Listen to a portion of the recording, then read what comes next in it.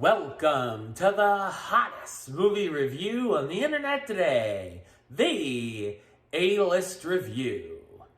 I am your host, the Game Changer, Wes Troop, and it's time to go back to the theater. That's right, and this is a film that many have been waiting for. It is definitely one of my most anticipated movies of the year. Been waiting to see this one. My review of the 2021 sci-fi epic film, Dune. Coming up now.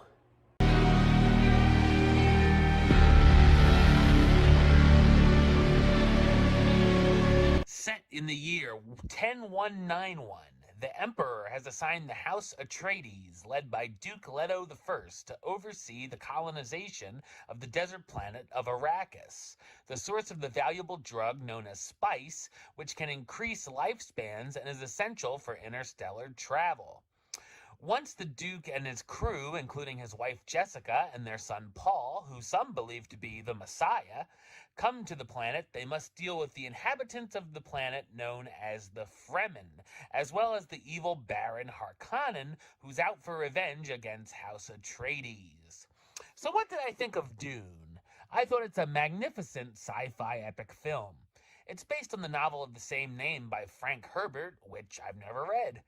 There was also a 1984 adaptation by David Lynch, which I never saw. This time, Denis Villeneuve, known for films such as Prisoners, Sicario, Arrival, and Blade Runner 2049, steps into the director's chair and does a fantastic job. I think he's one of the best directors working today and hasn't had a miss yet, at least with me. It's been said that Dune is impossible material to film, but Villeneuve does it damn well. The visuals here are spectacular, from the humongous spaceships to the incredible settings and landscape, and even the CGI on the great-looking sandworms. The stylish cinematography and sound design are incredible as well, and I expect it to take home many of the technical awards this award season. It's full of exciting battles and cool sword fights throughout as well. The story has a lot going on and is very complex, so make sure you're paying attention at all times.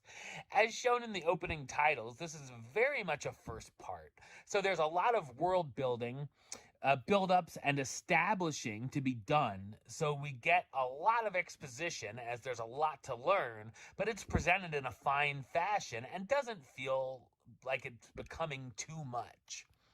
Also, being unfamiliar with the story, I wasn't sure what to expect and enjoyed all the twists and turns that the film takes. The material never got boring and becomes more interesting as the film goes on. The story gives us the classic hero's journey with Paul, who I honestly wasn't sure of at first, but he becomes more likable as more things happen to him. One of the many storylines featured is the great mother-son relationship with Jessica and Paul, as she helps to guide him with his special abilities that he was born with. I also liked seeing how Paul's visions played into what was going on as well. It's also interesting to see how the story inspired many things in the Star Wars universe. There are some characters who aren't in the film as much as you might expect them to be, but the screen time does make sense. The 2.5-hour runtime went by fast for me, although I know not all viewers will feel the same. Hans Zimmer's score is amazing here as well.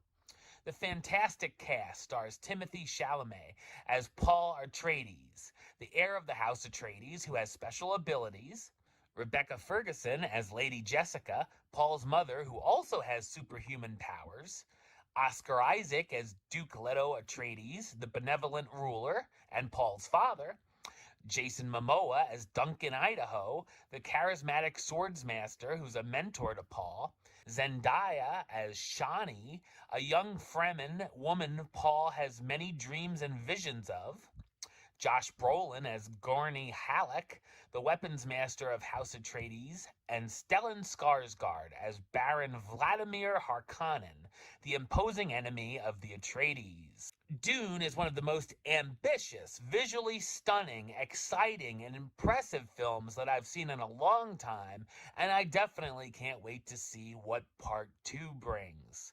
Number-wise, get that drum roll going, because I'm going for the full Monty here. We're going 10 out of 10, which gives it the A-list rating of A-list approved. That's right, it gets the A-list. Seal of approval.